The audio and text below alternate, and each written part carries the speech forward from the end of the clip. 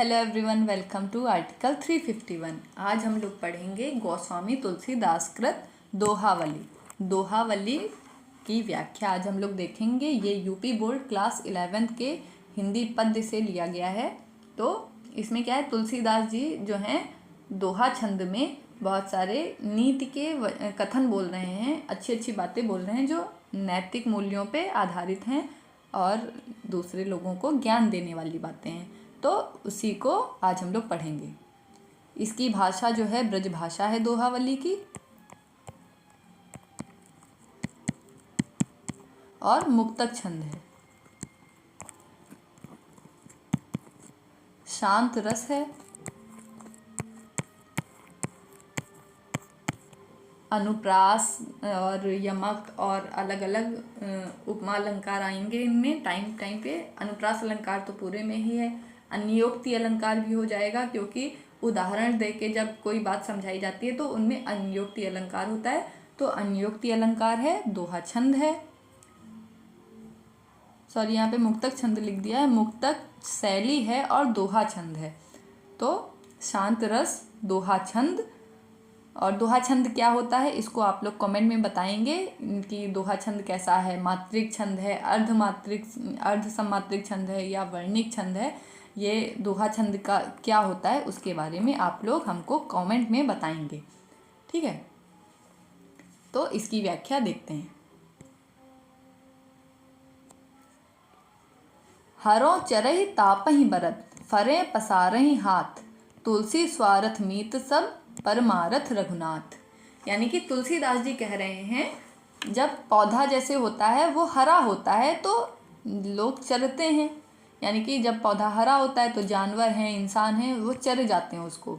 और तापहि बरत, और जब वो सूख जाता है तो क्या करते हैं, उसकी लकड़ी को जला के ताप डालते हैं सर्दियों में, है ना, या चूल्हा में काम करते हैं। तो अगर पौधा हरा है तो उसको चरते हैं, और अगर वो सूखा है तो उसको जला के ताप डालते हैं या अपने काम में यूज़ करते हैं। और फरे पसारे हाथ, और जब उसमें फल लगे होते हैं, फल फूल लगे होते हैं, तो अपना हाथ फैला के फल फूल को प्राप्त करते हैं।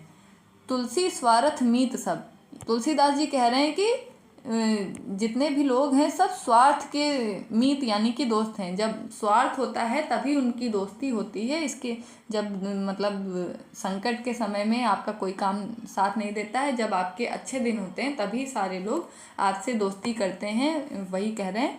और परमारथ रघुनाथ, जो परमारथ का मतलब होता है जो दूसरों का भी हित चाहता है, वैसे तो भगवान राम ही हैं।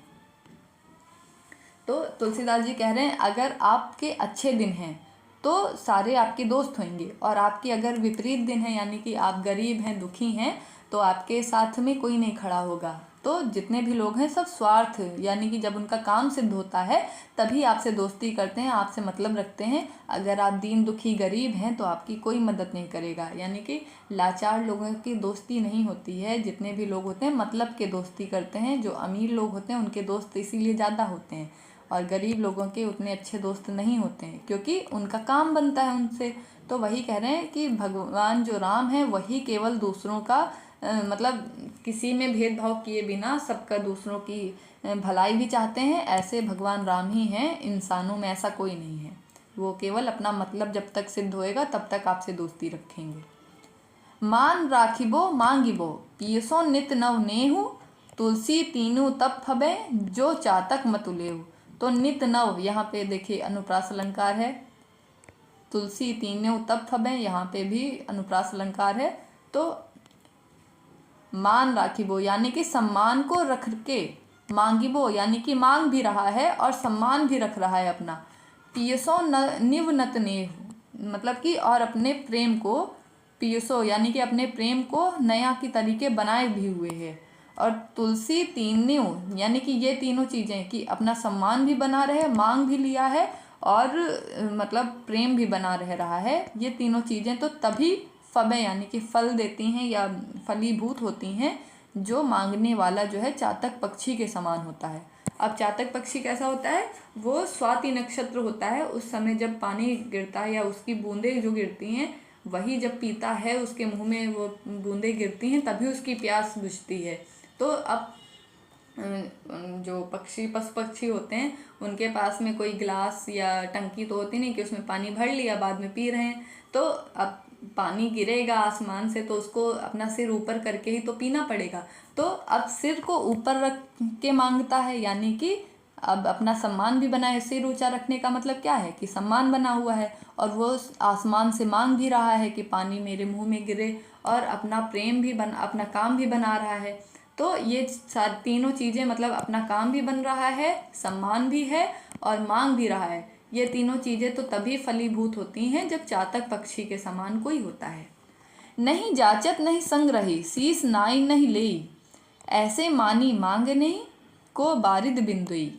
यानी कि नहीं जाचत, यानी कि याचना, जाचत का मतलब है यहाँ पे कि मांगता भी नहीं है, और संग्रही यानी कि संग्रह भी नहीं करता है, और शीस नाई नहीं ली यानी कि अपने सिर को झुकाता भी नहीं है, मांगते वक्त अपने सिर को झुकाता भी नहीं है, और ऐसे मानी मांगनी, और इतने सम्मान से अगर कोई मांग रहा है तो उसको बारिद, यानी कि बारी का मतलब होता है पानी, और दा लग जाता है तो वो बादल का पर्यायवाची होता है। तो यहाँ पे कह रहे हैं कि बादल के बिना ऐसे मानी व्यक्ति को कौन दे पाएगा।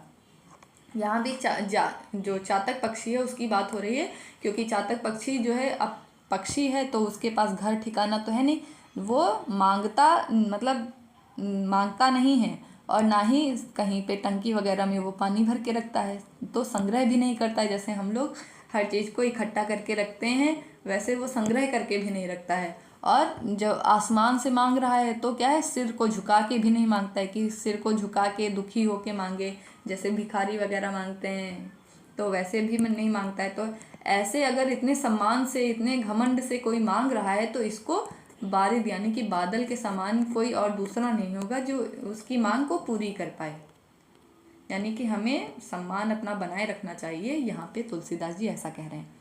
अब चरण चोच लोचन रंगो, चलो मराली चाल, तो चा वर्ण की आवृत्ति आ रही है, अनुप्रास अलंकार है। नीर क्षीर विवरण समय, वक उघरत तहिकाल, रूपक अलंकार भी हो गया इसमें। चरण मतलब जो हंस होता है, हंस भी सफ़ेद होता है, यहाँ पे हंस और बगुले की बात हो रही है, हंस और बगुला। देखो हंस भी सफ़ेद होता है और बगुला भी सफ़ेद होता है, और दोनों पानी में तैर भी लेते हैं। तो वही है कि जो बगुला होता है वो कपटी टाइप का पक्षी है, ऐसा कहा जाता है, और हंस जो है वो अच्छा पक्षी है, ऐसी बातें कही जाती हैं। तो बगुले की बात कर रहे हैं कि जो धूर्त व्यक्ति होते हैं या बगुले के समान जो कपटी व्यक्ति होते हैं, वो चरण यानी कि पैर और चोंच को भले ही आँखों को भी रंग लें। कैसे? हंस के समान अच्छा दिखने के लिए। जो यहाँ पे पहले बगुले के अर्थ में देख लेते हैं, फिर दूसरा अर्थ भी बता दूंगी। जैसे बगुला जो है वो हंस के समान अपने पैर, चोंच और आँखों को रंग ले, और हंस के समान ही मंद मंद मराली जैसी चाल जो है, सुंदर चाल जो है वो चलने लगे।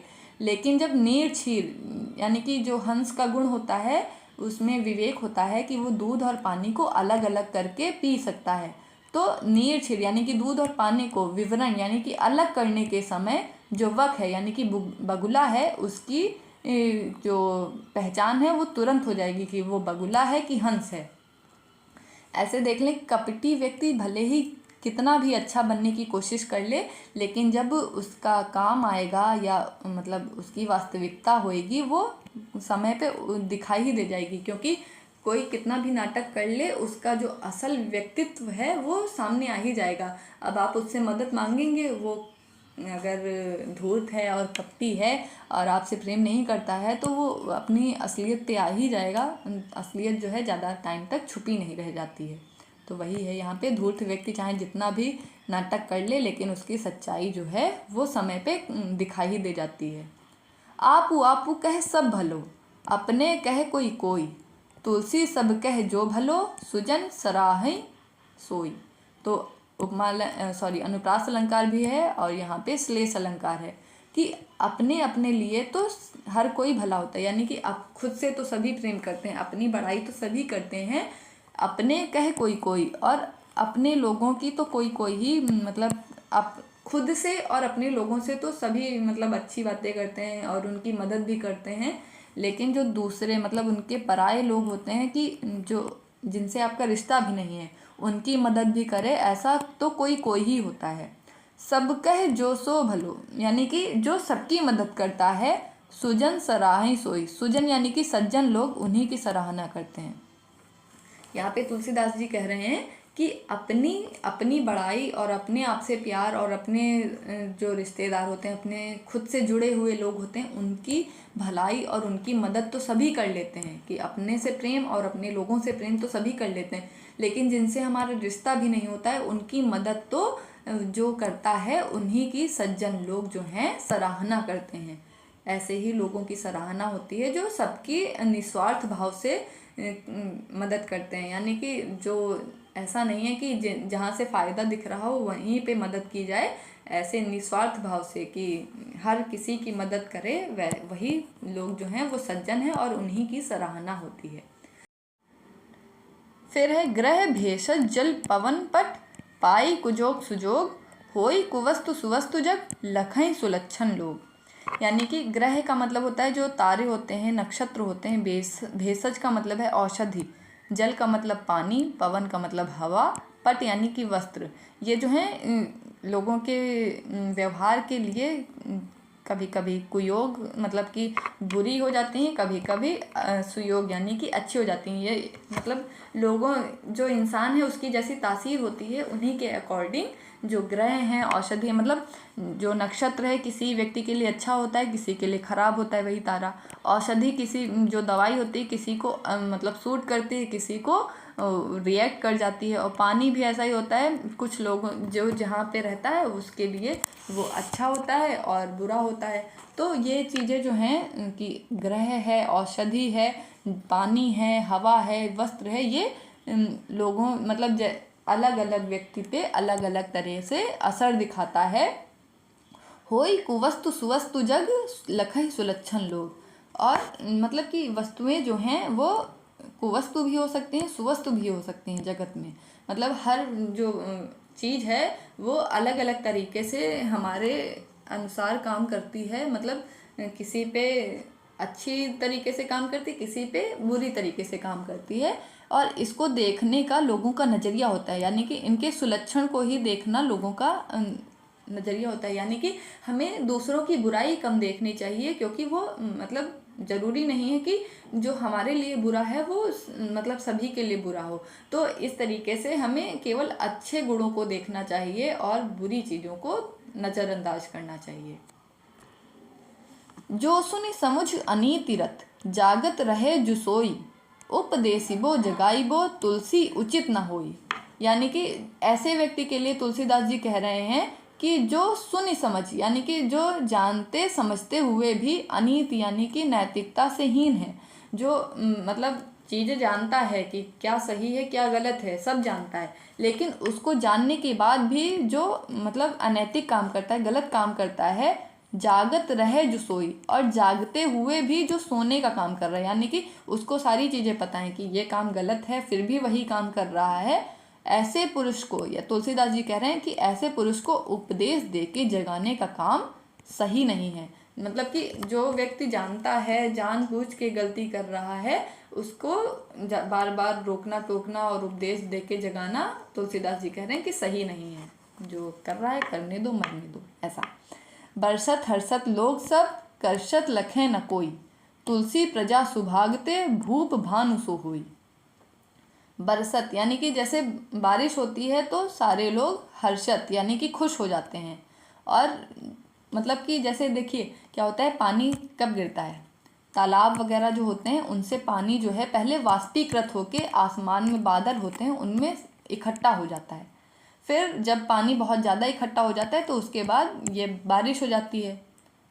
तो जब सूर्य जो है चमकता है तो तभी तो तालाब का पानी जो है वो वाष्पीकृत होएगा। जब जैसे पानी को एक भगोने में आप उबालिए तो जितनी देर आग नीचे से जल रही होगी तभी तो पानी जलेगा। तो वैसे ही ऊपर से जब सूर्य अपनी चमक से पानी को जलाता है तो वो वाष्प में बदल के बादलों के अंदर इकट्ठा होता है और फिर वहाँ से बारिश होती है। तो वही कह रहे हैं कि करसत लखे ना कोई, जब सूर्य वाष्पीकृत करता है पानी को तब कोई नहीं समझ पाता है कि पानी जो है धरती से कम हो रहा है और बादलों में इकट्ठा हो रहा है। लेकिन जब बारिश होती है तब सब लोग खुश हो जाते हैं और सबको पता चलता है कि बारिश हो रही है। लेकिन जब सूर्य पानी को सुखा रहा होता है तब कोई नहीं जान पाता है। तो तुलसीदास जी कह रहे हैं कि ऐसी प्रजा, प्रजा जो है उसके सौभाग्य होते हैं, सुभाग यानी कि सौभाग्यशाली है ऐसी प्रजा, भूप यानी कि जिसका राजा जो है भानु के समान होता है। अब जैसे सूर्य है पानी को जब वाष्पीकृत कर रहा होता है तब लोग नहीं जान पाते हैं, लेकिन जब बारिश होती है तब सब जान जाते हैं अरे पानी गिर रहा है। लेकिन वो पानी कहाँ से आया, वो धरती का ही पानी था, वही बरस रहा है, लेकिन लोग नहीं जान पाते हैं। तो वैसे ही तुलसीदास जी कह रहे हैं कि राजा को भी वैसा ही होना चाहिए कि जनता से कर तो ले, कर ले यानी कि जो टैक्स है वो तो ले राजा, लेकिन जनता जो है उस कर को देने पे दुखी ना हो। और लेकिन जब राजा सुविधाएं दे जनता को तो जो प्रजा है वो सुखी हो जाए। यानी कि आजकल भी देखिए सरकार हम लोगों से टैक्स लेती है, इनकम टैक्स होता है, और हम लोग जो चीज़ें खरीदते हैं हर चीज़ पे टैक्स लगा होता है। सड़क पे चलते हैं, घर का, पानी का, हर चीज़ का टैक्स दिया जाता है। तो वही तुलसीदास जी कह रहे हैं कि टैक्स देना, जो सरकार है वो टैक्स ले, लेकिन वो टैक्स ऐसा हो कि हमको खराब ना लगे, इतना ज़्यादा ना हो कि जनता प्रताड़ित होने लगे। लेकिन जब जो सुविधाएं, जैसे सरकार जो है नई नई योजनाएं चलाती है, सड़कों को ठीक कराती है, घर बनवा के दे रही है, राशन बांटती है, तो सुविधाएं जो हैं उनसे लोग खुश हों, लेकिन जो टैक्स देने पे उनको दुख ना हो, ऐसा राजा होना चाहिए। तुलसीदास जी ऐसे कह रहे हैं। फिर नेक्स्ट है, मंत्री गुरु अरु वैद्य जो, प्रिय बोलई भय आस, राज धर्म तन तीन कर होई बेगही नास।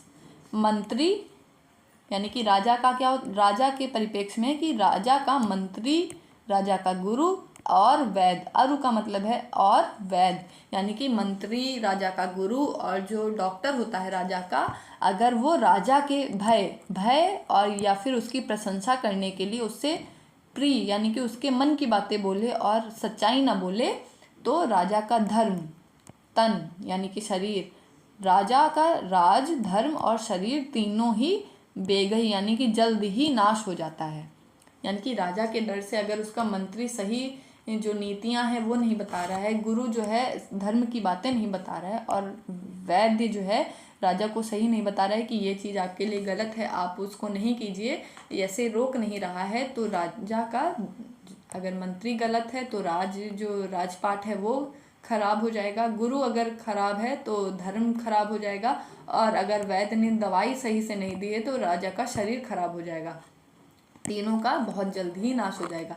यानी कि मंत्री, गुरु और वैद्य जो होते हैं, इनको राजा के एकदम, राजा को बुरा लगे चाहे भला लगे, उसको सही बातें ही बतानी चाहिए। गलत मतलब भय, डर से या फिर कुछ पाने की इच्छा से राजा को ऐसी चीज़ें नहीं बोलनी चाहिए कि राजा को पसंद है भले ही गलत हो, क्योंकि ये तीनों लोग जो हैं घातक हो जाते हैं। तुलसी पावस के समय धरी कोकिलन मौन, अब तो दादुर बोलिए हमें पूछी हैं कौन। तुलसीदास जी कह रहे हैं पावस यानी कि बारिश के समय जो कोयल, कोकिलन यानी कि कोयल होती हैं वो चुप हो जाती हैं। देखिए बारिश से पहले तक आम के पेड़ों पे, जब आम का सीजन होता है तब तक तो कोयलें खूब कुहू कुहू बोलती हैं पेड़ों पे बैठ के, लेकिन जैसे ही बारिश का मौसम आ जाता है कोयलें चली जाती हैं, चुप हो जाती हैं। तो वही तुलसीदास जी कह रहे हैं कि बारिश के समय पे कोयलें चुप हो जाती हैं। क्यों चुप हो जाती हैं? वो कहती हैं कि अब तो दादुर यानी कि मेढक बोलेंगे और हमें कौन पूछेगा।